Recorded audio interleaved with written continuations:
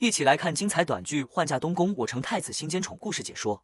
苏无良主动找到凤袅袅，坦诚自己与军中女医孟武历经数次战场危难，互生情愫。他告知凤袅袅，10日之后便是婚期，届时会将她与孟武一同迎娶进门，还柔声许诺，婚后会平等疼爱二人，此生绝不纳妾，不会再有第3个女人。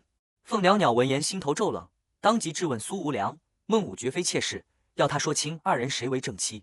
苏无良态度瞬间强硬，指责凤袅袅任性不懂事。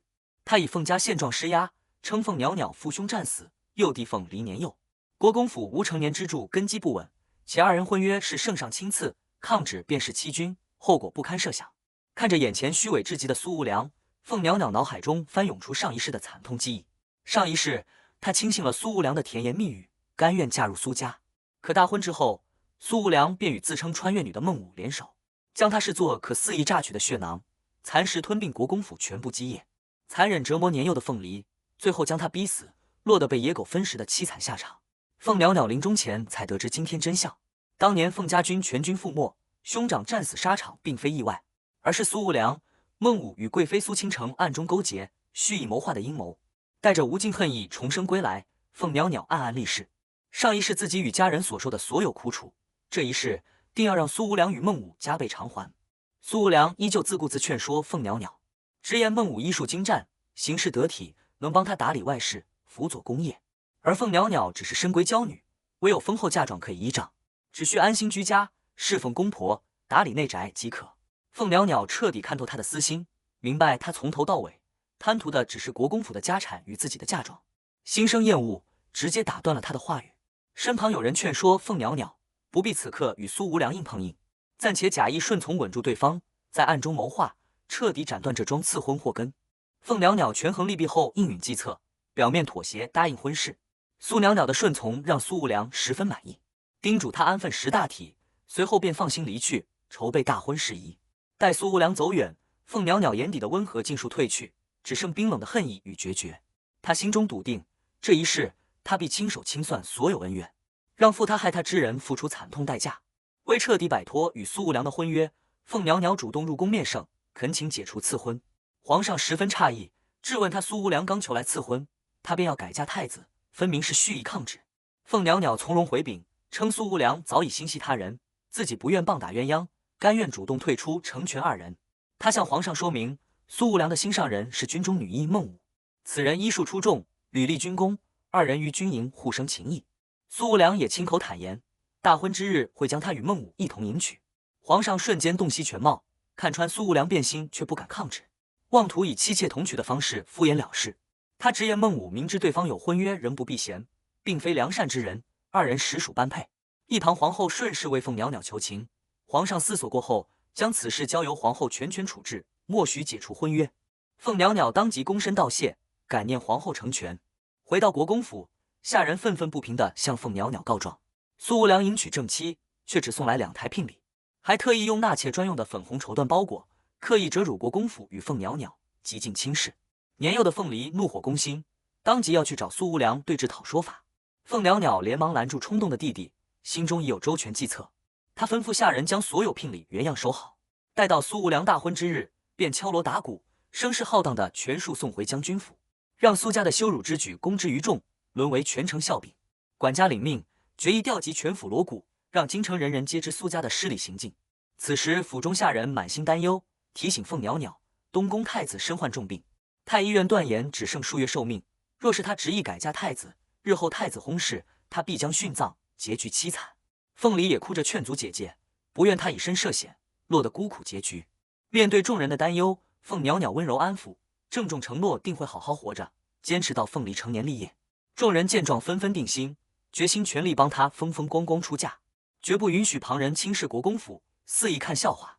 凤袅袅特意叮嘱众人，严守自己改嫁太子、布局复仇的所有计划，绝不提前泄露半分，静待大婚之日一鸣惊人。与此同时，东宫之内，太子听闻凤袅袅有意改嫁自己的消息，瞬间洞悉了他的心思。他深知自己命不久矣，不愿拖累凤袅袅一生，特意写下休书，嘱咐下属待自己离世后，将休书呈给帝后，以此解除凤袅袅的太子妃身份，让他无需殉葬，重获自由。这是身处绝境的太子唯一能为凤袅袅做的保全。另一边，将军府内，苏母与下人私下议论凤袅袅，得知凤袅袅受此羞辱，却异常平静，只是将聘礼入库封存。苏母满心不屑，他认定凤袅袅孤苦无依，别无依靠，为守住国公府家产，终究会带着丰厚嫁妆嫁入苏家。年幼的凤梨无力阻拦，凤家基业迟早尽数落入苏家囊中。苏无良也当众表态，称自己与孟武心意相通，定会给孟武体面风光的婚事，绝不亏待他。他暗自得意，一直记恨凤家兄长藏墨宝不示人，楚玲珑西藏夜明珠不肯相赠。如今凤袅袅即将嫁入苏家，定要让他俯首孝敬，好好出一口恶气。谈及此次大胜论功行赏，苏无良与孟武身为最大功臣，所得赏赐却格外微薄。苏无良瞬间醒悟，是凤袅袅此前入宫面圣，引得皇上刻意提点，薄待苏家。苏母满心怨怼，怒骂凤袅袅不懂分寸，害得苏家蒙受损失，被皇上轻视。不久后，苏无良偶遇出门的凤袅袅与凤梨，当即上前当众质问发难。他认定是凤袅袅暗中告状，才让自己立功无赏，备受冷落，怒斥他心思恶毒，敢做不敢当。凤梨当即挺身而出维护姐姐，怒斥苏无良是非不分，薄情寡义。既然不信任凤袅袅，又执意迎娶折辱他，根本不配身为男儿。苏无良被孩童当众顶撞，颜面尽失，厉声呵斥凤梨年幼无知，逼迫他立刻道歉。凤袅袅平静开口，直言苏无良若心存芥蒂，大可向皇上请旨退婚，不必如此百般刁难。这句话彻底激怒苏无良，他认定凤袅袅心机深沉，刻意挑拨他与孟武的关系，妄图独占将军夫人之位。他坦言自己并非不敢退婚，只是忌惮世人诟病自己薄情寡义。笃定心软的凤袅袅不敢与他彻底决裂，肆意拿捏凤家孤女。一旁的孟武故作委屈，假意询问凤袅袅是否不愿与自己共侍一夫。他谎称自己并非甘愿与人共夫，只是不愿苏无良背负负心骂名，还故作大度劝说凤袅袅放宽心胸，安心打理后院，侍奉公婆，守好嫁妆，静待二人建功立业，回馈于他。凤袅袅冷冷回击，直言自己无需侍奉苏家公婆，更不会任由旁人觊觎自己的嫁妆。苏无良与孟武彻底撕破伪装，声称凤袅袅亏欠苏家。大婚之后，此次风波造成的所有损失都会从凤袅袅的嫁妆中抵扣。凤袅袅不再争辩，带着凤梨转身离去，心中恨意更盛。他暗下决心，苏无良与孟武胆敢贪图他的嫁妆，肆意折辱他，这一世他定要让二人竹篮打水一场空，加倍讨还所有亏欠。下人看着沉稳隐忍的凤袅袅，忍不住夸赞他行事果决，颇有凤家大公子的风骨。风波未平，下人匆忙来报，凤梨被苏无良当众殴打。凤袅袅即刻赶至现场，得知苏无良无端发难，仅凭片面之词，便认定凤梨污蔑孟武品行，出言不逊，强行逼迫姐弟二人当众道歉。凤梨满心委屈，直言自己从未口出恶言，是苏无良仗势欺人，无端找茬。危急时刻，一位过路公子出手护住凤梨，为姐弟二人解围。凤袅袅当即道谢，承诺日后必定报答此番救命之恩。苏袅袅的强硬态度彻底激怒苏无良，他怒斥凤袅袅倚仗国公府于是欺压孟武，指责凤家教养缺失。凤袅袅眼神冰冷，坦然表明自己敬重苏无良征战沙场、保境安民的功绩，但极度鄙夷他薄情寡义、恃强凌弱的卑劣品行。苏无良被女子当众驳斥，恼羞成怒，欲再次动手教训凤梨，却被凤袅袅出手拦下。众人这才发现凤袅袅身手不凡，虽不及已故的凤家大公子，却足以护住国公府上下所有人。孟武趁机煽风点火，污蔑凤袅袅品行败坏，弑母欺夫。凤袅袅寸步不让，直言孩童些许言语过错，绝非苏无良当众打人、仗势欺人的借口。今日必须给国公府一个公道。双方僵持对峙之际，殷太傅闻讯赶来调解，为避免小事闹大，惊动大理寺，殷太傅劝说凤袅袅退让一步，让凤梨道歉，息事宁人。性情刚烈的凤梨自认无错，坚决不肯妥协，执意要前往大理寺寻求公道，让世人评判是非。就在僵局难解之时，殷太傅的孙子主动站出来揽下所有过错，坦言是自己胡乱传话，临阵退缩，才引发这场误会，与凤梨、国公府毫无干系。殷太傅亲自带孙赔罪，坦言自己教孙无方。众人见状，不便继续追责，这场风波方才平息。苏无良依旧心存怨怼，扬言要伺机报复凤袅袅姐弟。孟武也顺势放话，称凤袅袅性情桀骜，待她嫁入苏家，必定让婆母好好管教。风波过后，殷太傅感念国公府满门忠烈，姐弟孤苦无依，特意叮嘱二人，日后但凡有难处，可随时登门求助，自己定会倾力相助。凤袅袅向殷太傅道谢后，询问恒姐姐的近况。因太傅告知，自凤家大公子战死，恒姐姐伤心欲绝，一蹶不振，隐居凌云寺不肯下山。凤袅袅应允，日后定会抽空上山开导，劝她放下过往，重新生活。众人散去后，凤袅袅四处寻找出手相救的公子，却早已不见人影。旁人告知，此人是太子贴身侍卫，常年伴驾，故而京城众人大多眼熟。侍卫返回东宫后，向太子禀报所见所闻，坦言从前以为凤袅袅是娇生惯养的闺阁贵女，如今才知晓她胆识过人，气度不凡，远超京城一众娇贵女子，不负将门之后的盛名。此时距离大婚仅剩3日，将军府内，苏母看着身上带伤的苏无良，怒骂凤袅袅心性歹毒，蓄意谋害亲夫。众人一致认定，凤袅袅是因被冷落，心生嫉妒，才刻意出手伤人，想要让苏无良大婚出丑。孟武凭借自身医术判断，自己有把握在婚前治好苏无良的伤势，唯独所需的9天玄冰草，唯有凤袅袅外祖家独有。他笃定凤袅袅手握国公府秘制的万玉胶，3日即可驱痕愈伤，是故意伤人，备好良药，蓄意让苏无良大婚难堪。为此，将军府众人商议后，派人前往国公府施压，逼迫凤袅袅交出顶级万玉胶，还要亲自到将军府门前跪地请罪1个时辰，方可平息此事。彼时国公府内，凤梨正使用舅舅改良配方的万玉胶疗伤，药效极佳，一夜便可褪去伤痕，完好如初。下人听闻将军府的无理要求，纷纷怒斥苏家厚颜无耻，得寸进尺。面对将军府来人的传话，丫鬟柳儿心生惶恐，询问凤袅袅是否会保全自己。凤袅袅并未明确应允，随后让人先送去1瓶药膏，传话称自己稍后会亲自登门请罪，暂时稳住将军府众人。将军府众人听闻后满心得意，苏无良自以为凤袅袅是深爱自己，因度生事，终究还是服软低头。可众人打开药膏准备上药时，才发现里面并非疗伤灵药，而是污秽之物。众人瞬间知晓自己被凤袅袅当众戏耍。受辱的苏无良勃然大怒，亲自带兵包围国公府，执意要交出主事的柳儿问责。府中管家与下人纷纷挺身而出，主动揽下所有罪责，不愿让凤袅袅受累。凤袅袅独自走出府门，坦然告知苏无良，所有安排皆是自己授意，与旁人无关，一切后果由他一人承担。苏无良深知凤袅袅素来爱洁，惧怕污秽，绝不相信是他所为，依旧执意要拿柳儿问罪。凤袅袅态度坚决，寸步不让。苏无良便以大婚伤势能否痊愈，是否会当众出丑为要挟，逼迫他交出真正的万玉胶。凤袅袅毫无惧色，直言只要能让苏家众人难堪，他便心甘情愿。苏无良质问他是否因自己迎娶孟武而蓄意报复，凤袅袅不再隐忍，反问他若是自己同时改嫁2夫，他能否坦然接受。苏无良理所当然认为男子3妻4妾是天经地义。凤袅袅随即揭穿苏家秘辛，直言苏家庶子无一活过10岁，只剩他一根独苗，嘲讽他若无包容之心，迟早会让苏家彻底绝后。苏无良被戳中痛处，气急败坏，欲动手发难，被身边人及时拦下。众人连忙劝解，大婚在即，不必纠缠，待凤袅袅嫁入苏家，便可任由他拿捏处置。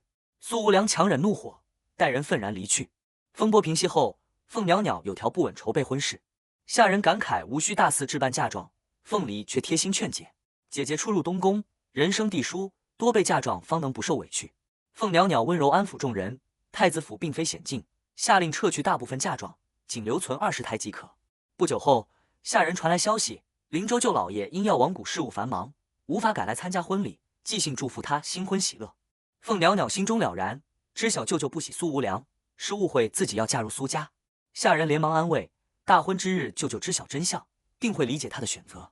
与此同时，凌云寺的殷小姐送来亲手打磨的玉观音，寓意多子多福，代为已故凤大公子送她出嫁。将军府内，孟武听闻凤袅袅仅备20台嫁妆，心中暗自得意，认定凤袅袅是心生嫉妒，刻意示弱。苏母也不以为然，直言凤袅袅孤身无依，婚后国公府产业终究会落入苏家手中，来日方长，自有办法搓磨他的傲气。就在苏家众人暗自得意之际，灵州楚家特意为凤袅袅送来厚礼：20株9天玄冰草，20株千年何首乌，皆是世间珍稀药材。恭祝他与夫君同心同德，永结同心。这份重磅嫁妆瞬间震惊全城，百姓纷纷感叹国公府底蕴深厚，出手阔绰。凤梨满心温暖，知晓这是舅舅特意为姐姐撑场面，避免她婚后受欺。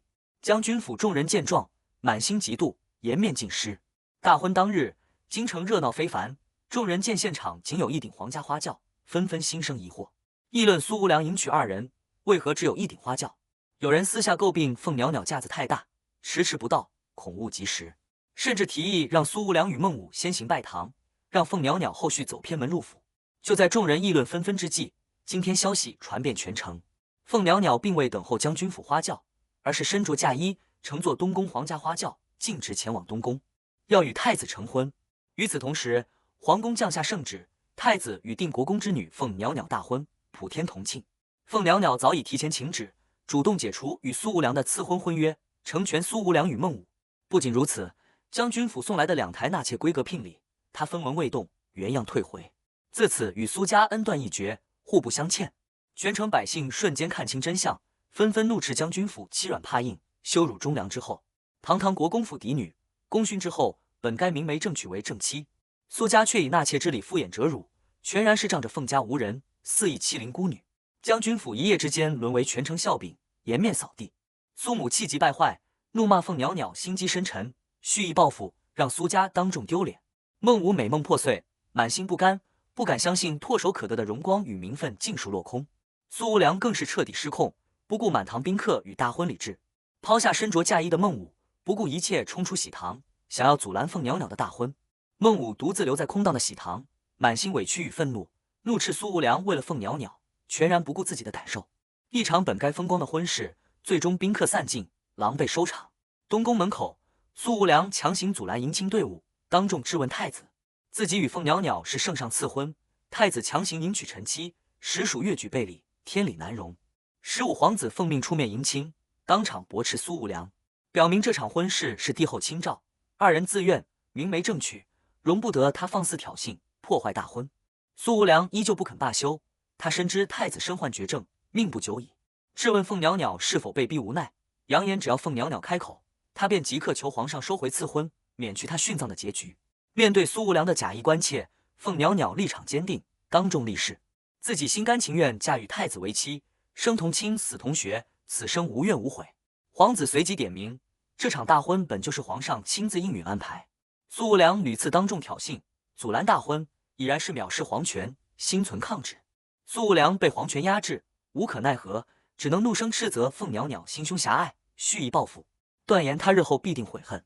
凤袅袅懒得与他纠缠，轻声叮嘱太子不必理会贤人，莫误大婚吉时。太子当即下令侍卫严守宫门，但凡有人敢破坏大婚，一律格杀勿论。大婚仪式顺利举行，凤袅袅看着眼前的太子，心中百感交集。昔日兄长与太子并称京城双绝，情谊深厚。兄长战死之后，太子一蹶不振，幽居东宫。如今他嫁入东宫，既是自救复仇，也是与太子相互扶持，共度难关。他由衷希望九泉之下的兄长能为自己的选择感到欣慰。礼成之后，东宫之内，太子与凤袅袅独处闲谈。太子早已看穿他的所有谋划，直言他并非单纯倾心自己，询问他是否有别的诉求。